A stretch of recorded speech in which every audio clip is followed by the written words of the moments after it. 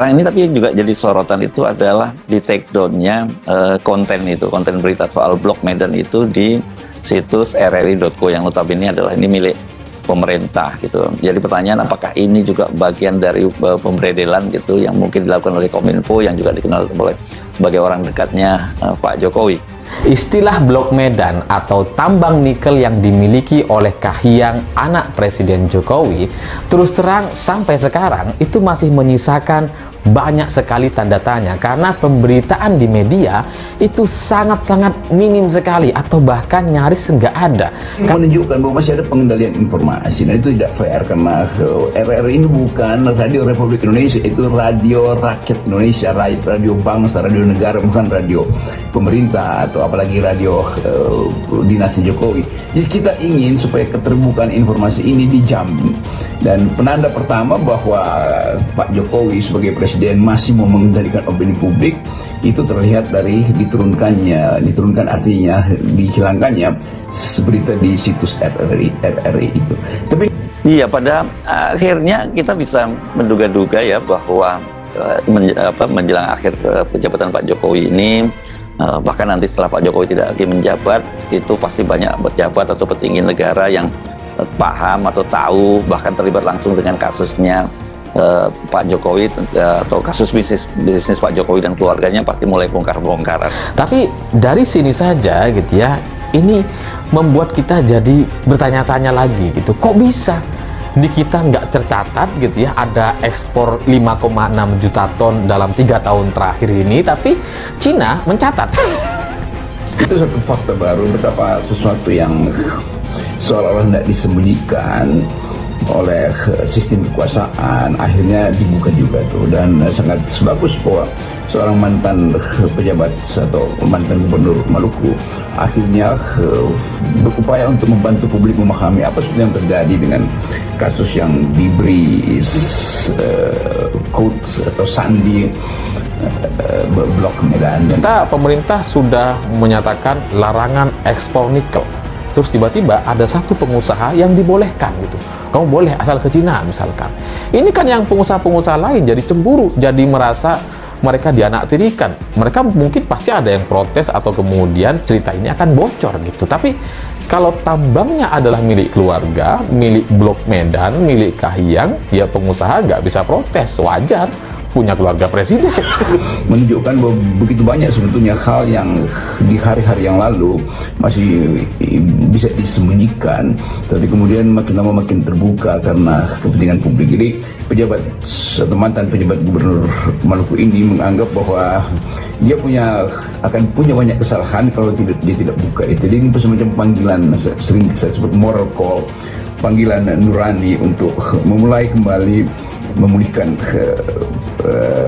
sistem keadilan di negeri ini.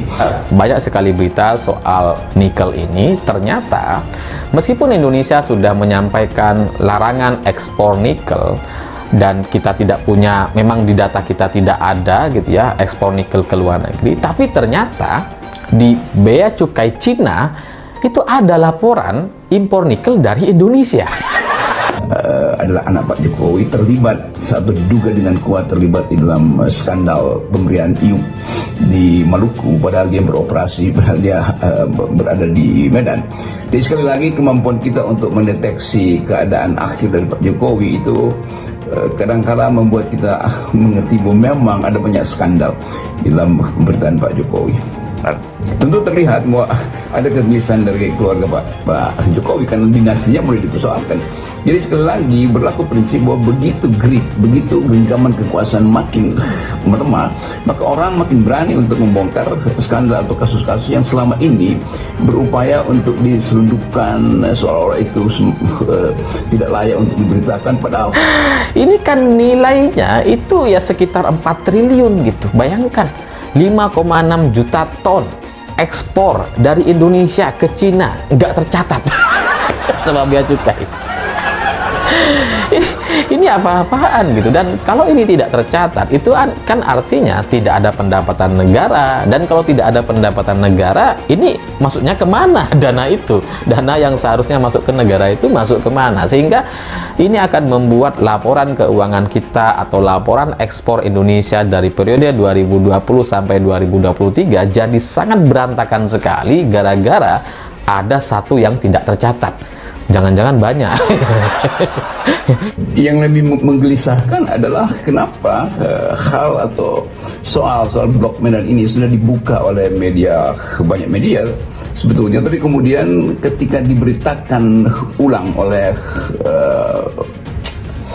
RRI yang adalah sistem informasi publik, justru RRI-nya atau berita itu dari portal pemberitaan RRI itu dihilangkan atau di take down. Ini kan misalnya bahwa sesuatu yang dihapus sebetulnya di dalam penghapusan itu ada jejak baru, yaitu penghapusan itu sendiri. Mengapa dihapus? Itu pertanyaan politiknya tuh.